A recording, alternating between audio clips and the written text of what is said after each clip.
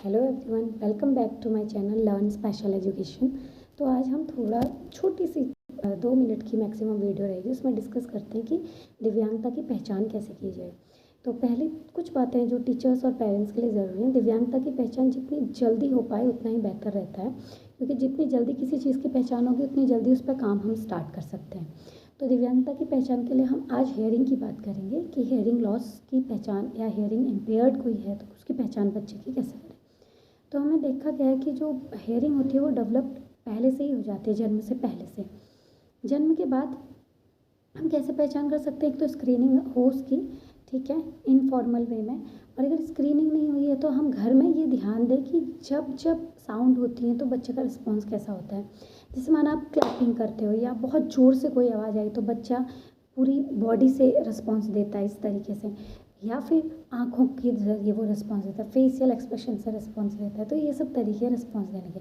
इसके अलावा घर में जैसे नॉर्मल डोर बेल बज रही है या फिर प्रेशर कुकर की सीटी आ रही है, कोई सामान गिर गया है तो बच्चे का प्रतिक्रिया कैसा है, या फिर आप बच्चा रो रहा है, आप आवाज़ दे रही हैं कि हाँ मैं आई, अभी आई, या उसका फादर आवाज़ देते हैं कि हाँ मैं आ रहा हूँ। बच्चे को जिस तरीके से हम ट्रीट करते हैं, बच्चे का कोई रिस्पॉन्स नहीं है तो आप वहीं से आइडिया लगा सकते हैं कोई दिक्कत है। इसके अलावा अगर बच्चा थोड़ा बड़ा हो गया, माना जैसे 7 to 8 मंथ का, 9 मंथ, 10 मंथ, जब बच्चा नेम कॉलिंग पर रिस्पॉन्स देता है, अगर आपका बच्चा नहीं दे रहा है तो डिफ़िकल्टी है। अगर आपके वो पूरे फेशियल में फेशियल एक्सप्रेशंस ना देखते हुए ज़्यादातर ध्यान उसका लिप मूवमेंट पे है तो भी आप ये गैस कर सकते हैं कि उसको शायद सुनने में डिफ़िकल्टी है। इसके अलावा भी जैसे कि अगर आप उसको थोड़ा और बड़ा हुआ, जैसे हम बोलते हैं बाय, टाटा, ये सब वर्ड अगर हम यूज़ करते हैं 8 to 9 मंथ के बच्चे से तो वो रिस्पॉन्स देता है, कुछ हंसता है या फिर कुछ भी रिस्पॉन्स करता है। अगर आपका बच्चा नहीं कर रहा है तो वहाँ पे उसमें डिफ़िकल्टी है, हम बोल सकते हैं।